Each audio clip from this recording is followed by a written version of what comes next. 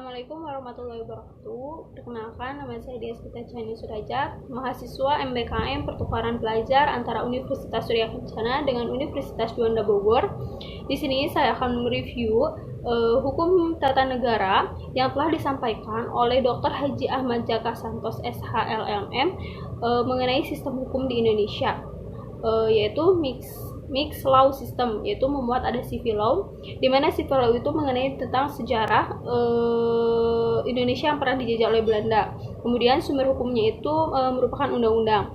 Yang kedua yaitu memuat common law, yaitu menggunakan jurisprudensi.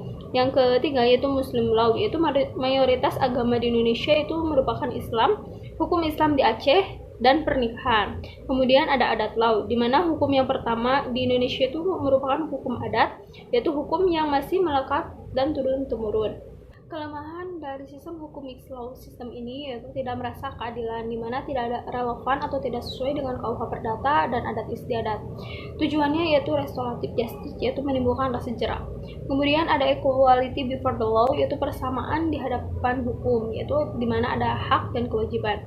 HTN yaitu bertugas sejauh mana warga negara melaksanakan hak dan kewajibannya. Kemudian ada konvensi HTN yang tidak diatur di dalam undang-undang. Maksudnya itu kebiasaan yang sering dilakukan tetapi tidak diatur di dalam undang-undang. Misalnya pidato presiden 16 Agustus di depan MPR, yaitu sehari sebelum hari kemerdekaan. Unsur-unsur pendirian negara, yang pertama adanya rakyat, yang kedua adanya wilayah, yang ketiga pemerintahan yang berdaulat, yang keempat ada pengakuan dari negara lain. Introduksi yaitu hukum positif, hukum yang berlaku di suatu tempat tertentu. Hukum positif di Indonesia yaitu hukum yang berlaku pada saat tertentu di Indonesia.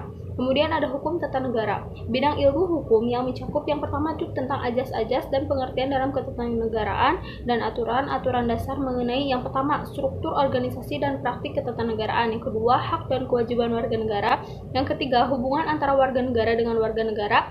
Dalam bahasa Inggris disebut juga dengan constitutional law karena hal tersebut diatur dalam konstitusi, tidak harus terkodifikasi seperti di Inggris.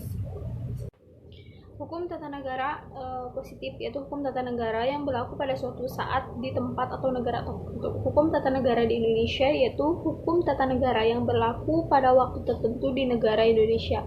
Pengantar hukum tata negara Indonesia yaitu ilmu pengetahuan yang menyelidiki asas-asas dan pengertian tentang hukum tata negara khusus berlaku di Indonesia. Istilah hukum tata negara dapat dibagi dengan yang pertama hukum tata negara dalam arti luas yang disamakan artinya dengan hukum negara. Yang kedua, hukum tata negara dalam arti sempit yaitu membedakan hukum tata negara dari hukum administrasi negara atau hukum tata negara atau hukum tata pemerintahan atau administrasi Recht.